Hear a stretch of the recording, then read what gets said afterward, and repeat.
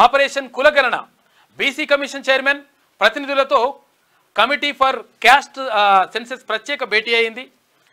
గణన తర్వాతే local body ఎలక్షన్లు నిర్వహించాలని చెప్పేసి ప్రభుత్వం భావిస్తున్నట్టుగా తెలుస్తూ ఉంది. గణన చేస్తే బీసీలకు రిజర్వేషన్లో ప్రయారిటీ వచ్చేటువంటి అవకాశం ఉంది. కులగణన చేస్తామని చెప్పేసి గతంలోనే ఎన్నికల ముందు అక్కడ కాంగ్రెస్ పార్టీ అగ్రనేత రాహుల్ గాంధీ ప్రకటించిండు.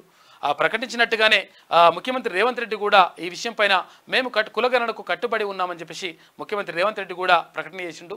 ఈ నేపథ్యంలో ఇక్కడ స్థానిక సంస్థల ఎన్నికలు జరుగుతున్నటువంటి నేపథ్యంలో అయితే అవి కొంతవరకు ఆపి కులగణన చేసిన తర్వాత ఇక్కడ సర్పంచ్ ఎలక్షన్లు కానీ ఎంపీటీసీ కానీ జెడ్పీటీసీ కానీ తర్వాత ఈ ఎలక్షన్లు నిర్వహించాలని చెప్పేసి ప్రభుత్వం భావిస్తున్నట్టుగా తెలుస్తూ ఉంది.